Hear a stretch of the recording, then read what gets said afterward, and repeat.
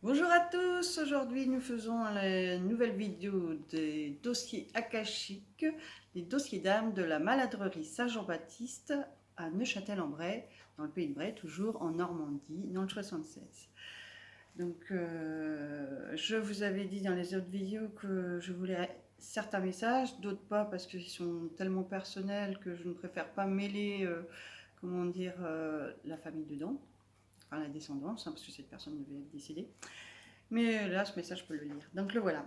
Ça a été fait, donc écrit toujours en écriture intuitive, le vendredi 21 juin 2019 à 15h20, toujours à Neuchâtel-en-Bray. Donc la maladrerie Saint-Jean-Baptiste. Donc je lis mon texte parce que ce sont des écrits, hein, vous voyez, que j'ai écrits en mois de juin.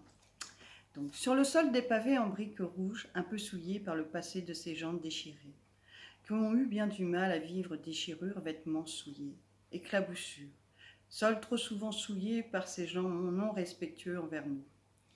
Pauvres malades que nous étions, peu de personnes nous aimaient, cela fut si difficile de vivre ici. Si tu savais comme nos corps saignaient, on pleurait souvent de douleur. Donc là, j'ai une vision.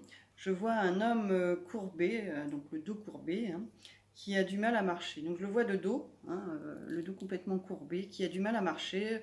Les vêtements sont beige, couleur lin, hein, comme autrefois, et complètement déchirés, hein, en loques. Donc je vois cet homme qui marche sur la terre battue dans un couloir sombre. C'était très très sombre, hein, cette vision. Alors, comme je vous ai expliqué sur les autres vidéos, par moments j'écris, hein, je reçois des messages, que ce soit de mes guides, des guides de là-haut, ou de personnes décédées, donc de défunts, de êtres chers. Et je peux avoir des visions, des ressentis, donc ressentir la peur, le malheur, tout ça, la joie, et je peux ressentir aussi les odeurs. Donc à chaque fois, je vous le signale. Donc là, il était dans un couloir sombre.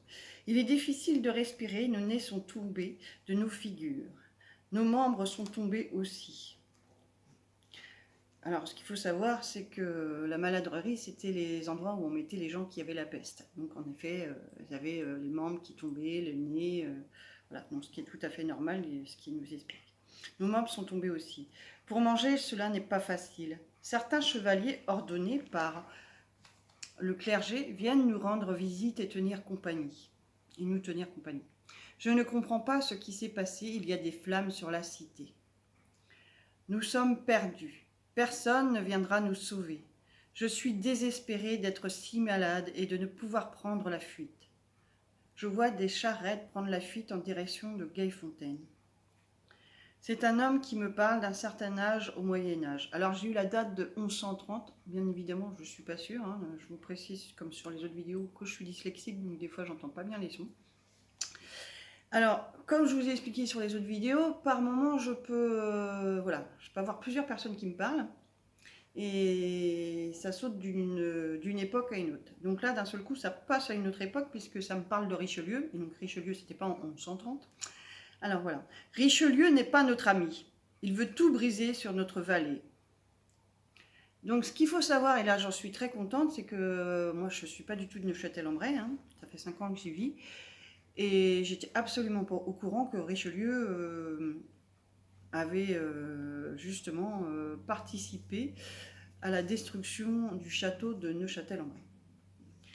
Il avait fait détruire le château et bon, les remparts ont été détruits en XXe siècle, je crois, ou XIXe, il faut que je vérifie.